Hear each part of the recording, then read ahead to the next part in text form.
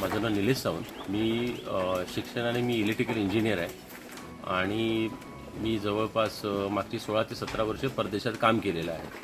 मी electrical engineer झाल्यानंतर प्रोजेक्ट्समध्ये काम केल्यामुळे मी सिमेंट ABB ह्यासारख्या कंपन्यांमध्ये काम केलं आणि GE कंपनी आणि त्यातर्फे मी जवळजवळ जगातल्या 16 देशांमध्ये काम केलं आहे आतापर्यंत. कोकणाची खूप आवड होती आणि कोकणात काहीतरी करायचं होतं. तर पूर्वी पैशाअभावी काही करू शकत नव्हतो, पण परदेशात 16-17 वर्षे काम केल्यानंतर ठरवलं की आता आपण कोकणात जाऊन काहीतरी करावं. असं ठरवलं की शेळी पालन करावं. शेळी पालनामध्ये असं एक समज की शेळी ही कधी विकली गेली नाही तरी ती पिल्लं देत राहते आपल्याला, आणि जो मेल असतो तो जरी विकला गेला नाही तरी त्या मेलला वजन वाढतं आणि तो ईदला किंवा कटिंगला वगैरे जातोच. हे प्राथमिक माहिती होती आणि त्यामुळे शेळी पालन करायचं ठरवलं. मेल आहे. अच्छा. त्याची किंमत 12 लाख रुपये आहे.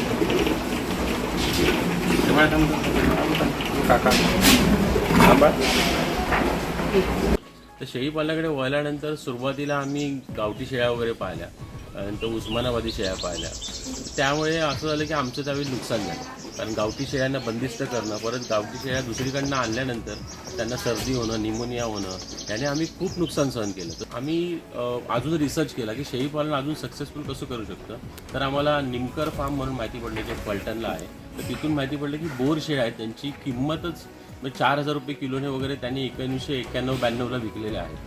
त्यावर माहिती पडलं की बोर शेळ्यांची फायनान्शियली भरपूर चांगलं आहे. आता मी शिकलेला आहे, त्यामुळे दुसरी गोष्ट की फायनान्स पहिला बघावा लागतो की आपल्याला कुठलं कमी शेळ्या पाळून जास्त फायदा कसा होईल. तर त्याच्यात आम्ही मग बोर शेळीकडे वळलो. बोर शेळ्यांची किंमत जी आहे त्यावेळी माहिती पडली की 1 लाखापासून 15 लाखापर्यंत बोर शेळ्यांची किंमत आहे. मग म्हणून ठरवलं की आपण बोर शेळी पालनात जाऊया. जिथे उस्मानाबादी शेळ्या मी 50-100 पाळेन, तिथे बोर शेळ्या 10 पाळल्या तरी मला तेवढाच प्रॉफिट मिळतोय आणि त्या 10 शेळ्या सांभाळणं माझ्यासाठी सोपं होतं. आमच्याकडे आता 100% आफ्रिकन बोर शेळ्या आहेत. आता आमच्याकडे त्याची संख्या जवळजवळ 127 शेळ्या आहेत. आमच्याकडे पिल्लं आणि मेल आणि फिमेल पकडून 127 शेळ्या आहेत आणि आम्ही 100% बोरमध्ये काम करतो. आता प्रॉफिट ह्याच्यामध्ये असं बघायला गेलं तर म्हणजे महिन्याकाठी आम्ही साधारण 5 लाख रुपयाचा तरी शेळ्या विकतो आणि त्यांचं खाण्यापिण्याचा खर्च किंवा आमचं शेडचा खर्च, मेंटेनन्स किंवा लेबरचा खर्च वगैरे सगळा जर सोडला तर आम्हाला 1.5 ते 2 लाख रुपये त्याचा नफा होतो महिन्याकाठी.